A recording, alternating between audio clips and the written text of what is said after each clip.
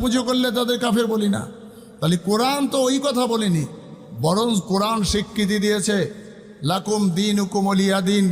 সেদিনে যখন বেঈমান আবু জেহেলরা 6 মাস দেবদেবীর পুজো করতে বলেছিল, আর 6 মাস তারা আল্লাহর পুজো করবে, হজরত মুহাম্মদ সাল্লাল্লাহু আলাইহি সাল্লাম বলেছিলেন যে না, এটা সম্ভব নয়, তোমরা তোমাদের দেবদেবীর পূজা করো, আমি আমার এক আল্লাহ বিশ্বাসী, আমি তার পুজো করব।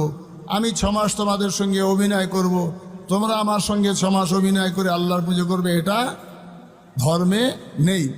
সেই জন্যে আমি আপনাদের কাছে অনুরোধ করে বলবো যে সমস্ত রাজনৈতিক নেতারা নেতৃত্বে আছেন, সে একেবারে পঞ্চায়েত লেভেল থেকে শুরু করে প্রাইম মিনিস্টার পর্যন্ত, রাষ্ট্রপতি পর্যন্ত, আমি প্রত্যেকটা নেতা নেত্রীর কাছে অনুরোধ করে বলবো, কোনো রাজনৈতিক দলের নেতৃত্বে থাকা মানুষ যাদের গায়ে রাজনীতির